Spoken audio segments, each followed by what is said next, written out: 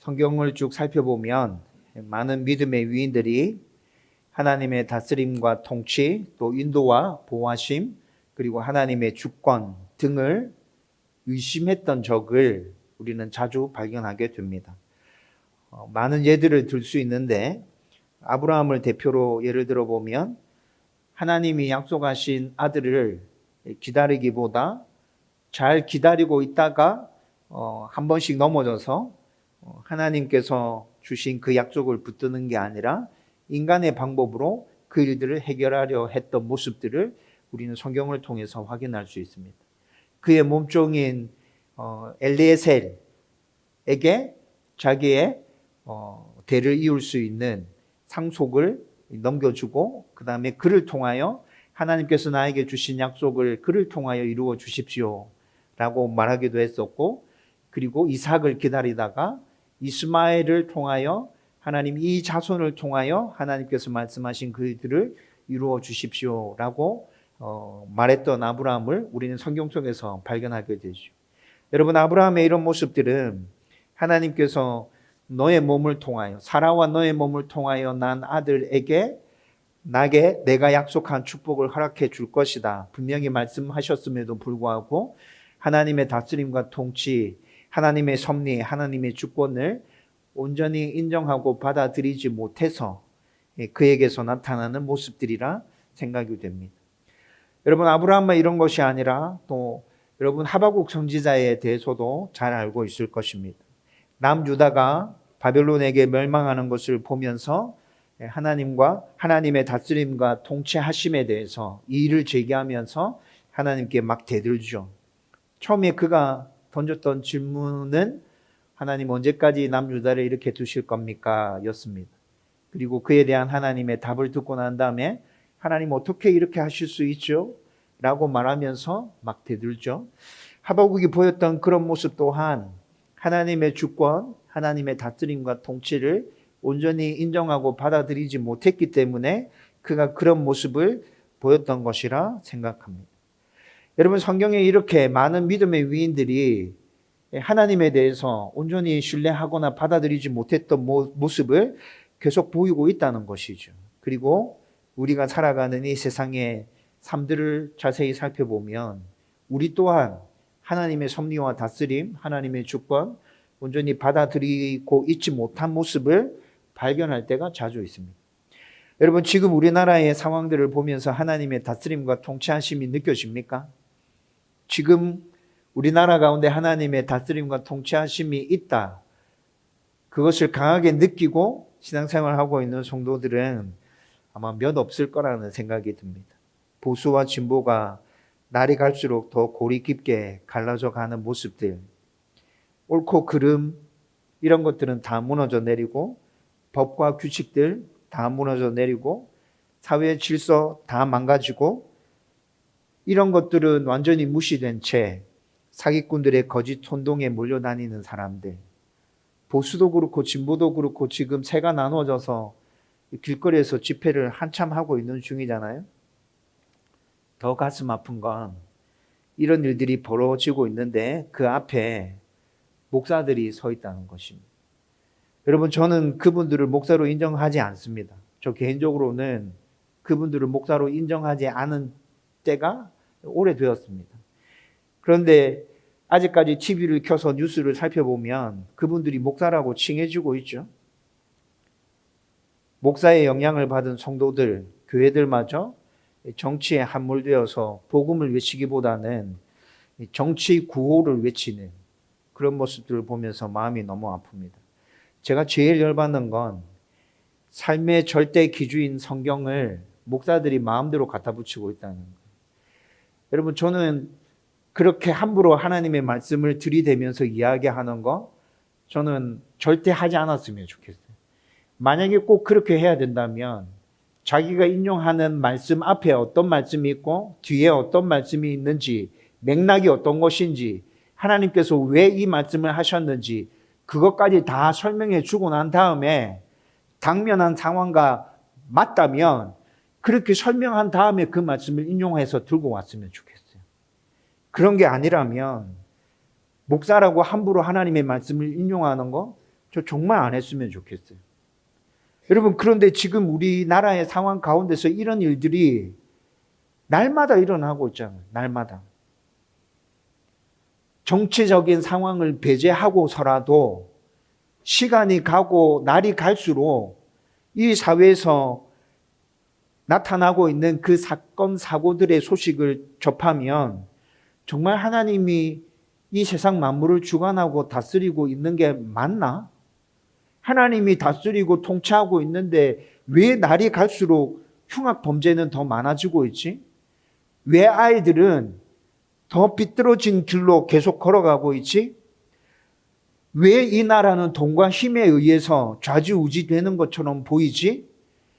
여러분, 이런 고민들 한 번쯤은 다 해보셨잖아요.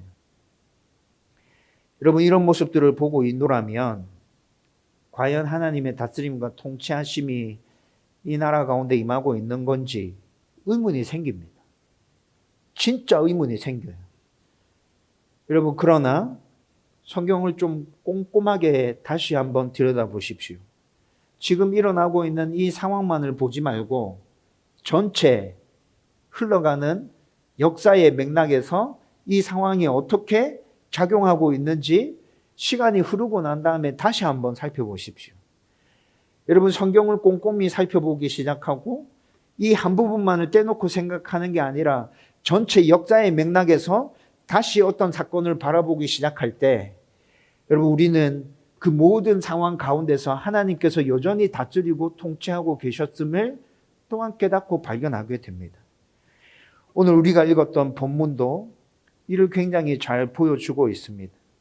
이 말씀으로 모든 순간 하나님의 다스림과 통치가 이 땅 가운데 온전하게 임하고 있다는 것을 저와 여러분들이 다시 새롭게 깨달았으면 좋겠고, 그리고 우리의 모든 삶을 통해서 하나님의 영광과 그분의 일을 온전하게 드러낼 수 있기를 주님의 이름으로 축원드립니다.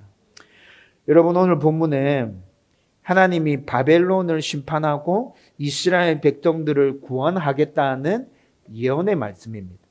여러분, 우리가 예레미야 51장 1절에서 10절까지 말씀을 읽었는데 여러분, 조금 생소한 느낌 들었을 거예요. 이 내용이 전체적으로 어떤 내용인지 잘 이해하지 못한 채 그냥 본문을 저랑 교독한 분도 있을 겁니다. 간단하게 요약해 드리면 바벨론의 멸망과 이스라엘의 회복에 대해서 지금 얘기해 주고 있는 본문이었습니다. 여러분, 실제로 지금 이 일들이 일어나지 않았어요. 그냥 예언의 말씀이에요. 바벨론이 멸망할 거야. 이스라엘 백성들은 다시 회복될 거야. 여러분, 이 예언이 이렇게 선포되고 난 다음에 지금 예레미야 51장이죠. 예레미야 51장. 네, 예레미야서가 거의 끝나는 장이잖아요. 네, 거의 끝나는 장이에요. 여러분, 이 예언이 있고 난 다음에 몇 년 지나지 않아서 하나님께서 말씀하신 이 예언이 실제로 일어나기 시작합니다. 여러분, 예레미야랑 같은 동시대에 활동했던 선지자가 제가 앞에 서론에서 잠깐 언급해 드렸던 하박국 선지자입니다. 예레미야 선지자와 하박국 선지자는 같은 시대 때 활동했던 선지자였거든요. 그런데 예레미야는 오늘 51장을 통해서 바벨론이 멸망하고 이스라엘이 회복될 거야 라는 예언을 오늘 우리 가운데 전해주고 있죠.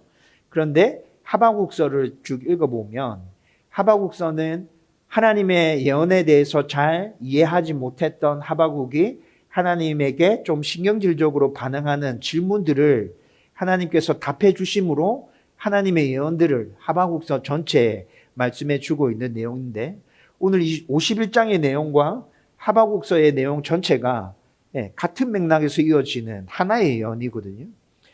여러분, 하박국 선지자는 이스라엘 남유다 요시야 왕 때부터 시작해서 여호야김 왕까지 그때까지 활동했던 선지자입니다. 예레미야 선지자도 이때 이 당시에 활동했죠.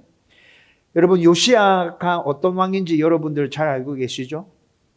남유다의 요시야 왕은 하나님의 말씀대로 제대로 한번 해보려고 엄청 많이 애를 썼던 왕입니다. 그래서 요시야 왕은 하나님께 굉장히 좋은 평가를 받았습니다. 여러분, 하박국 선지자가 하나님의 말씀을 받아서 이스라엘 백성들에게 선포하고 있는데 요시야 왕이 개혁하는 모습들을 보면서 소망을 품기 시작합니다. 아, 이스라엘 땅에, 남유다 땅에 하나님의 다스림과 통치가 온전히 회복될 수 있겠구나. 여러분, 그렇게 희망을 품기 시작하는데 요시야 왕이 죽고 난 다음에 여호아스 왕이 등극하게 됩니다. 요시야의 아들이었는데 요아스가 등극하게 되고, 요아스는 3개월 있다가 폐위당합니다. 그리고 그 다음이 여호야김 왕이거든요. 요야김 왕은 11년 동안 남유다를 다스리는데, 요아스, 요야김은 아버지 요시야를 따르지 않고 요시야가 개혁하기 위해서 애를 썼던 모든 것들을 한순간에 다 뒤집어 엎어버립니다. 여러분, 그런데 하박국이 지금 이 세 왕 시대를 거쳐가면서 하나님의 말씀을 선포하고 있는 선지자였죠. 요시야 때 희망을 품었는데 요아스와 요야김 왕을 거치면서 품었던 희망이 산산조각 나버렸어요. 그래서 하박국 선지자가 하박국에서 하나님께 질문합니다. 하나님, 도대체 언제까지 기다리고 있어야 되나요? 남유다의 죄악이 가득 차서 하나님께서 남유다를 심판하신다 하셨지 않습니까? 남유다 한번 보세요. 지금 요시야 때 개혁을 단행해서 희망을 품었는데 그 희망이 한순간에 산산조각 났습니다. 하나님, 이들은 여전히 죄악 가운데서 허덕이고 있습니다. 하나님, 이들 지금 심판하셔야 되지 않겠습니까? 여러분, 첫 번째 질문이 이거였다고요. 하박국이 하나님께 던졌던 그 첫 번째 질문에 대해서 하나님이 답합니다. 바벨론을 통해서 그들을, 남유다를 심판할 거야. 좀 기다려. 그런데 이 대답을 듣고 난 다음에 하박국 선지자는 더 노발대발하죠. 아니, 하나님, 남유다가 심판받아야 한다는 것 제가 알겠습니다. 동의합니다. 지금 남유다의 상황을 보니까 지금 당장 심판받아도 할 말이 없습니다. 그런데 하나님, 왜 바벨론이죠? 바벨론은 남유다보다 더 악한데요? 하나님, 더 악한 놈을 데려다가 남유다를 심판한다? 하나님, 이거 아니잖아요, 진짜. 하나님, 왜 그러세요? 왜 바벨론이에요? 여러분, 이것이 하박국의 두 번째 질문이라고요. 여러분, 하박국이 이렇게 질문할 때 하나님은 굉장히 간단하게 답하십니다. 나의 주권이다. 내가 결정한 거야. 그에 대해서 너는 나에게 뭐라 얘기할 수 없어. 내가 결정했어.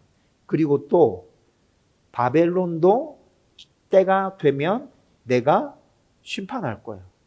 이게 나의 계획이야. 여러분, 하나님께서 이렇게 하박국에게 대답해 주십니다. 여러분, 하나님께서 하박국에게 대답해 주신 이 내용들 전체가 오늘 예레미야 51장에서 우리가 읽었던 내용과 맥이 똑같은 내용이라고요. 첫 번째는 바벨론을 들어서 남유다를 심판하겠다. 두 번째는 바벨론도 하나님의 때가 되면 그도 심판해서 바벨론도 멸망하게 될 거야. 그리고 이스라엘 백성들이 내 때가 다 차면 다시 회복해서 예루살렘으로 돌아오게 될 것이다. 여러분, 이것이 하나의 예언으로 예레미야 입을 통해서 또 하박국 선지자의 입을 통해서 이렇게 선포되고 있다는 것이죠. 여러분, 하박국 선지자가 하나님의 답변을 다 들었죠? 그러고 난 다음에 뭐라 찬양하죠? 하나님께서 행하시는 일들을 찬양합니다. 그것이 하박국 3장에 가보면 나오죠? 여러분, 그 하박국의 찬양이 여러분 한국 교회에서 굉장히 많이 불러지고 있는 무화과 나뭇잎이 마르고, 여러분들 굉장히 많이 불렀죠? 하나님께서 대답해 주시는 내용을 하박국이 쭉 다 듣고 난 다음에 처음에는 짜증이 나고 이해가 되지 않고 부하가 치밀어 올라서 하나님께 대들듯이 그렇게 질문했는데, 그 질문을 듣고 난 다음에 하나님의 계획이 무엇인지 받아들여지고 이해가 되었단 말이에요. 그래서 무화과 나뭇잎이 마르고 포도 열매가 없고 감람나무 열매가 없고 논밭에 식물이 없고 외양간이 텅텅 비어도 나는 하나님을 찬양하겠노라고 그렇게 노래하고 있죠.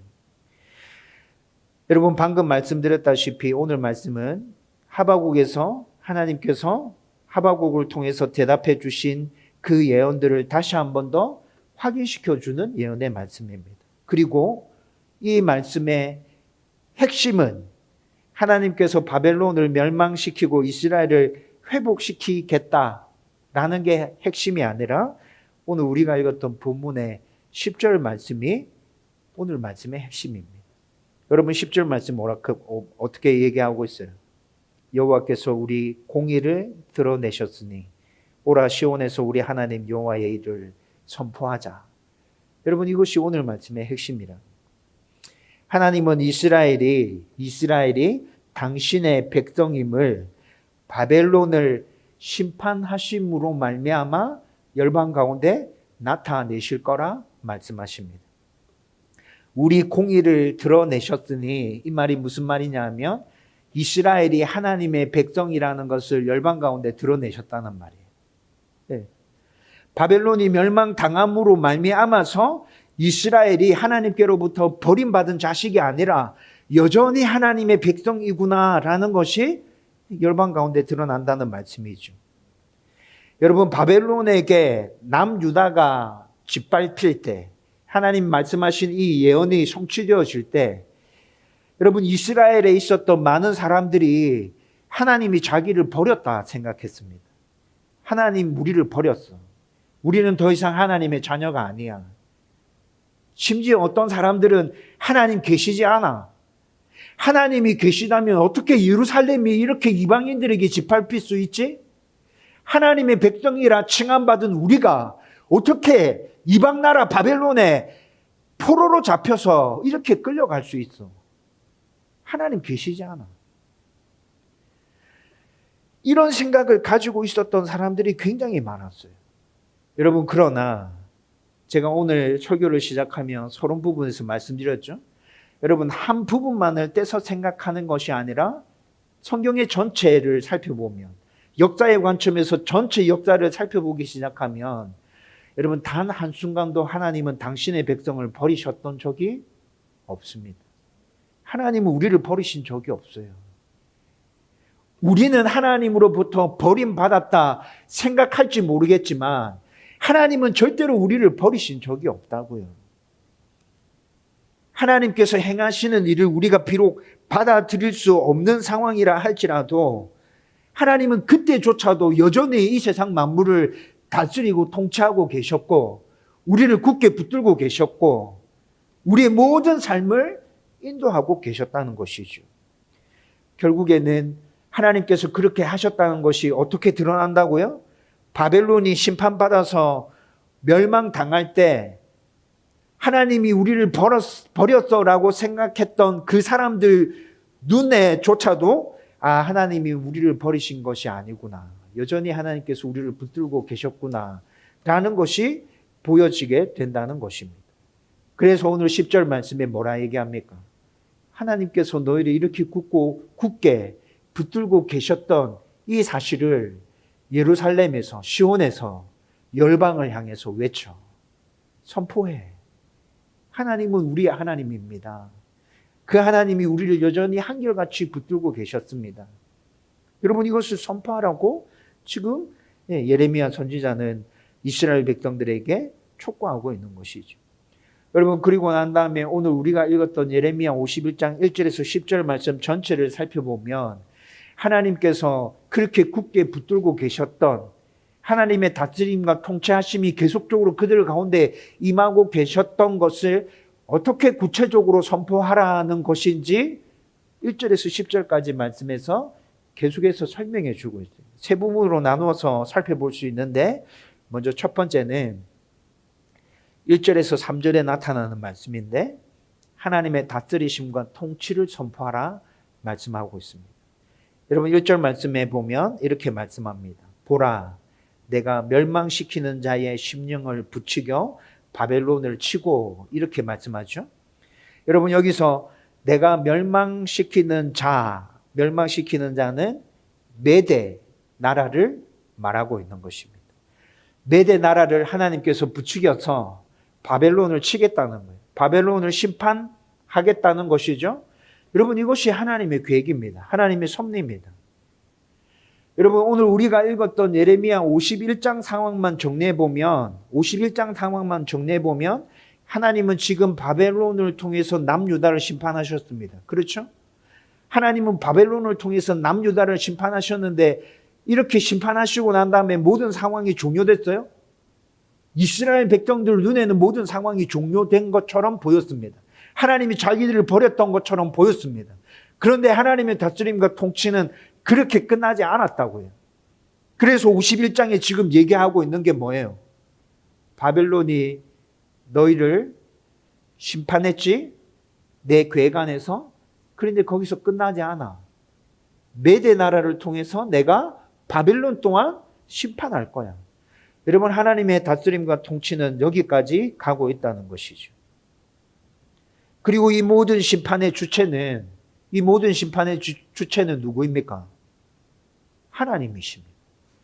여러분, 오늘 우리가 읽었던 51장 1절과 2절 말씀에 이 심판의 주체가 누구인지 분명하게 선언하고 있습니다. 1절과 2절에 내가 라고 분명히 얘기하고 있죠. 내가 멸망시키는 자의 심령을 부추겨, 이렇게 얘기합니다. 2절에는 내가 타국인을 바벨론에 보내어 키질하여. 여기서 말하는 내가는 누구죠? 하나님이시라고. 여러분, 하나님께서 바벨론을 통해서 이스라엘 심판하셨습니다. 하나님께서 메대를 통하여 바벨론을 심판하십니다. 하나님의 다스림과 통치는 이렇게 온 세상 가운데, 온 만물 가운데 계속 이어지고 있다는 것이죠. 결국 예레미야 51장 1절에서부터 10절까지 전체 내용은 하나님께서 이 세상 만물, 모든 나라의 역사를 주관하신 분이라는 것을 분명하게 드러내 보여주고 있습니다. 여러분, 그런데 하나님은 이 세상 만물, 이 세상의 역사를 주관하시는 분이다. 여러분, 이 사실이 예레미야 51장에서만 이렇게 나타나고 있습니까? 성경 전체에서 말씀하고 있는 것 아닌가요? 하나님은 이 세상 만물을 다스리고 통치하시는 분. 여러분, 성경 전체에서 이것에 대해서 얘기해 주고 있잖아요. 그 하나님이 지금도 여전히 이 세상 만물을 다스리고 통치하고 계십니다. 여러분들의 삶을 다스리고 통치하고 계신다고요. 하나님의 다스림과 통치는 이 세상이 창조되기 전부터 존재하고 있었고 또 영원까지 존재할 것입니다. 지금도 우리 가족과 우리의 삶과 우리 교회와 우리나라와 이 세상 열방 가운데 온전하게 그 다스림과 통치하심이 임하고 있습니다. 여러분, 제가 가끔씩 설교할 때 1년에 한두 차례 정도 저도 굉장히 힘들고 어려운 마음들을 경험한다 말씀드렸던 적 기억날 겁니다. 그렇죠? 저 자신의 모습을 보면서 그렇게 될 때도 있고 아니면 변하지 않는 이 상황과 이 모습들을 보면서 그런 걸 느낄 때 있습니다. 여러분, 그럴 때 제가 제일 많이 힘을 얻는 게 뭐냐면 하나님께서 여전히 이 세상 만물을 다스리고 통치한다 라는 것 때문에 굉장히 힘을 많이 얻습니다. 여러분, 이곳에 이사 오고 난 다음에 상황을 한번 생각해 보십시오. 이곳에 이사 오면서 우리는 2억이 좀 넘는 빚을 지고 왔습니다. 그렇죠? 저는 이사 올 때 상황을 고려해서 한 3년 지나면 빚을 다 갚을 수 있을 거라 생각하고 왔거든요. 그런데 3년이 지금 지났잖아요. 어떻게 됐어요? 하나도 못 갚았어요. 이자만 내고 있어요. 여러분, 이사 올 때 허허벌판이었어요. 그렇죠? 이사 올 때 허허벌판이었어요. 공사가 시작되고 있지만 여전히 허허벌판입니다. 여러분, 이사 올 때 교회 확장해서 이렇게 좋게 꾸미면 많은 성도들이 훅 몰려올 줄 알았습니다. 성도가 늘긴 늘었습니다. 근데 그 상황에서 크게 벗어나지 못했습니다. 여러분, 담임 목사의 입장에서 3년이 넘는 세월 동안 제가 방금 말씀드렸던 이 상황을 여러분들보다 한 10배, 20배는 제가 엄청 많이 생각하고 고민하고 있을 테잖아요. 그렇죠? 여러분, 3년 동안 이런 모습들을 지켜보고 이런 모습들을 가지고 계속 고민하고 생각하면서 낙심되고 좌절될 때 정말 많거든요. 하나님 왜 이렇죠? 하나님이 이곳에 이사 올 때 뭔가 빨리 일이 팍팍 진행될 것 같았는데 하나님 왜 이렇죠? 아직까지 왜 이 호흡을 판이죠? 왜 우리 빚은 하나도 못 갚았죠? 왜 성도들은 아직까지 100명이 넘어가지 않죠? 3년 동안 이렇게 지냈으면 이제는 재정적으로는 좀 걱정하지 않아야 되는 것 아닌가요? 여러분 이런 생각 들 때가 진짜 많다고요. 그래서 힘이 빠지고 낙심이 됩니다. 여러분 그런데 그때 어떻게 다시 회복한다고요? 여러분 그렇게 힘이 빠져 있죠. 그런데 하나님의 말씀을 날마다 읽고 기도하는 상황 가운데 저에게 굉장히 크게 힘이 되는 것이 그래도 여전히 하나님께서 이 세상 만물을 다스리고 통치하고 계셔. 이사 오기 전에 5년 동안 저기서 그 하나님의 다스림과 통치하심 가운데 우리 교회는 그래도 건강하게 잘 성장했어. 그리고 이곳에 와서도 3년 동안이나 하나님 은혜 가운데 잘 지내고 있잖아. 여전히 하나님은 우리 교회를 다스리고 통치하고 계셔. 여러분 기도하다가 이 생각이 다시 저의 마음을 사로잡기 시작하면 불안하고 초조했던 그 마음들은 다 사라지고 다시 평안함을 유지할 수 있습니다. 다시 하나님께서 나에게 걸어가라 말씀하시는 그 길을 바라보면서 걸어갈 수 있게 된다는 것이죠. 여러분 지나온 8년의 세월이 다 이 믿음 가운데서 견디고 버티고 걸어왔던 세월이라고. 여러분 가운데 하나님이 여전히 나를 다스리고 통치하고 계신다는 이 믿음이 있다면 여러분들도 힘들고 어려운 순간을 맞이하겠지만 그 힘들고 어려운 순간들을 이겨내고 다시 하나님께서 우리 가운데 걸어가라 말씀하신 그 길을 내다보며 한 걸음씩 걸어갈 수 있을걸요? 그렇게 될걸요? 저와 여러분들 가운데 이 확신과 이 믿음이 넘쳐나기를 주님의 이름으로 축원드립니다. 세상의 상황들을 바라보는 게 아니죠. 여러분 이 믿음이 우리 안에 있다면 세상의 상황들을 바라보는 게 아니라고요. 세상의 돈과 물질과 권세, 명예 이런 것들을 바라보는 게 아니라고요. 그냥 우리의 주인이신 지금도 여전히 이 세상 만물을 다스리고 통치하고 계시는 그 하나님을 바라보고 그 하나님을 의지하여서 그냥 그렇게 두벅두벅 걸어가는 것이라고. 그렇게 걸어가다 보면 하나님이 나의 가운데 진짜 역사하고 있구나라는 것들을 강하게 경험하고 깨닫게 되잖아요. 저와 여러분들 가운데 이런 경험들이 풍성하게 넘쳐났으면 좋겠어요. 그리고 오늘 말씀 가운데 또 말씀해 주는 것 두 번째는 하나님의 인도와 보호를 선포하라 말합니다. 4절에서 5절 말씀인데 여러분 5절 말씀에 보면 이렇게 얘기합니다. 이스라엘과 유다가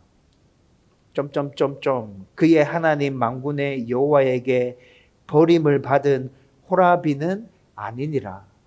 여러분 5절 말씀에 버림받은 호라비는 아니니라 이렇게 얘기하고 있죠. 여러분 이게 무슨 말이에요? 하나님 여전히 인도하고 보호하고 계신다고요.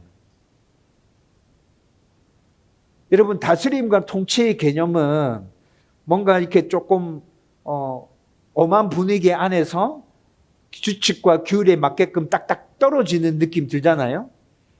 하나님이 이 세상 만물을 그렇게 다스리고 통치하십니다. 그런데 그 다스림과 통치만 있다면 우리는 하나님의 사랑과 하나님의 인자와 하나님의 긍휼은 잘 느끼지 못하고 살아가게 될 거예요. 그런데 오늘 말씀에서 뭐라 얘기합니까? 하나님은 다스리고 통치하신다. 너희들은 이것을 세상 가운데 선포해야 된다. 그런데 그렇게 다스리고 통치할 뿐만이 아니라 너희들의 삶 깊숙이 개입하셔서 뭐하고도 계신다고요? 인도하고 보호하고도 계신다고요.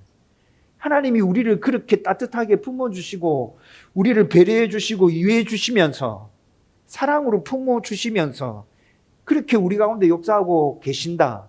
이것도 너희는 선포해야 된다. 여러분 예레미야 선지자는 이것을 지금 얘기하고 있는 것이죠.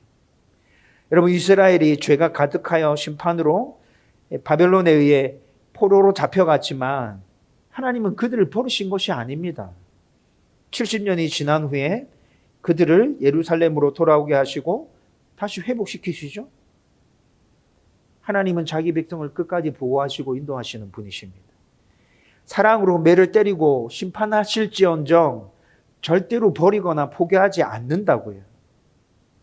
여러분, 우리 하나님은 절대로 변하지 않는 분이십니다. 미쁘시고 신실하시고 성실하신 분이십니다. 성경에서 이 하나님을 계속해서 우리 가운데 말씀해 주고 있잖아요. 그리고 우리 삶 속에서 여러분 이 하나님을 경험하고 있지 않으세요? 따라서 성도들은 하나님의 보호하심을 믿고 어떤 순간에도 두려워하지 말아야 합니다. 하나님이 나를 붙들고 계신다. 나를 보호하신다. 나를 지키신다. 담대하게 이 세상과 마주할 수 있어야 된다고요. 하나님이 우리의 삶을 인도하시고 지키신다는 것, 그것을 이 세상을 향해서 또한 담대하게 선포할 수 있어야 한다고요. 우리가 하나님께 부름받은 교회가 분명하다면 여러분 그분의 인도와 보호하심이 분명히 우리를 통해서 드러나게 될 겁니다. 우리 각자의 삶과 다음 교회를 통해서 그것이 드러나고, 그것이 드러날 때 우리는 하나님의 인도와 보호를 이 세상 가운데 선포해야 된다는 것이죠. 저와 여러분들이 하나님의 은혜를 이렇게 선포할 수 있기를 주님의 이름으로 축원드립니다. 마지막으로 세 번째로 하나님의 심판과 회복을 선포하라고 오늘 본문이 우리 가운데 얘기해 주고 있습니다. 6절에서 10절 말씀이 그것에 대한 것인데, 여러분 오늘 6절 말씀에 보면 바벨론에서 도망하여 나와서 각기 생명을 구원하고 그의 죄악으로 인해서 끊어짐을 보지 말지어다 이렇게 얘기합니다. 바벨론에서 도망하여 나와서, 이게 무슨 말이죠? 바벨론의 포로로 잡혀갔어요. 그리고 난 다음에 70년이 지나서 하나님께서 그들을 다시 해방시켜서 예루살렘으로 데려오신다라는 말을 지금 이렇게 하고 있는 거예요. 바벨론에서 도망하여 나와서 각기 생명을 구원하고. 여러분, 바벨론에게 멸망당한 건 하나님의 심판이었죠? 하나님의 심판이었어요.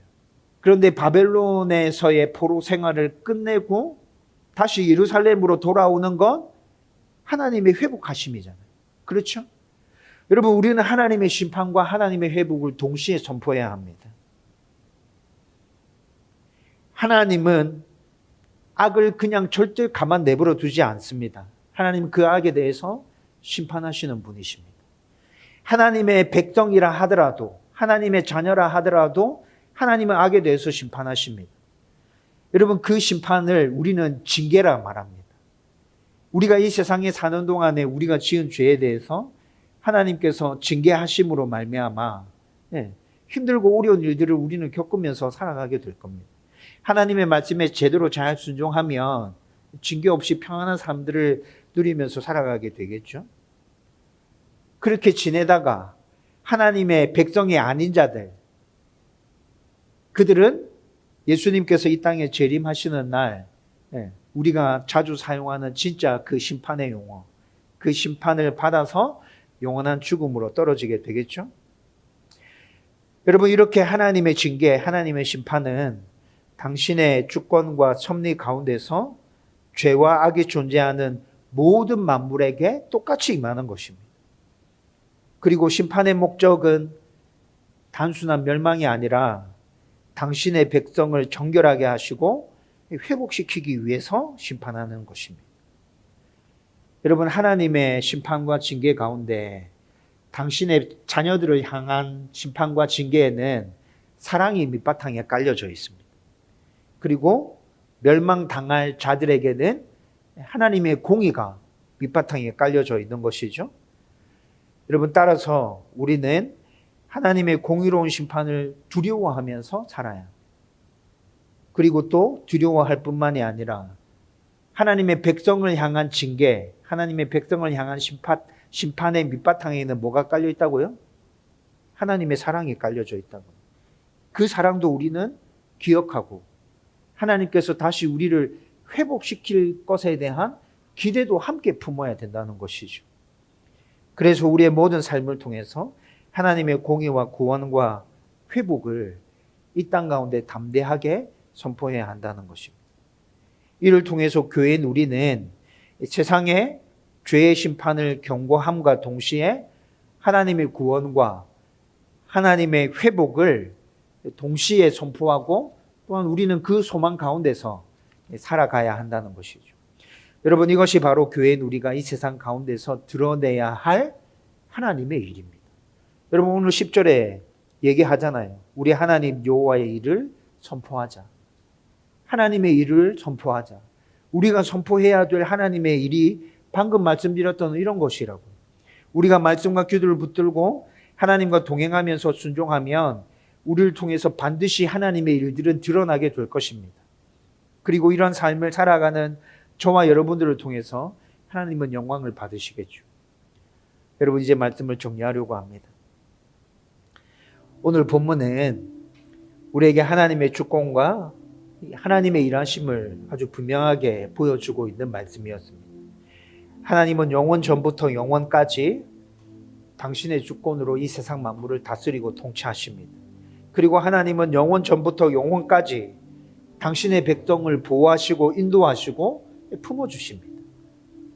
그리고 또 하나님은 영원 전부터 영원까지 때에 따라서 자기 백성을 사랑 가운데서 심판하기도 하시고 심판하시는 것으로 끝나지 않고 회복시키시는 분이기도 합니다.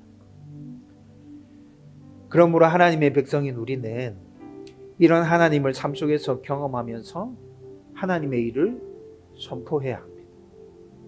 나를 다스리고 통치하시는 하나님을 우리의 삶과 우리의 행동과 우리의 말을 통해서 세상 가운데 선포해야 된다고요. 나를 보호하시고 인도하시는 하나님을 나의 삶과 나의 행동과 나의 말을 통해서 이 땅 가운데서 선포해야 된다고요.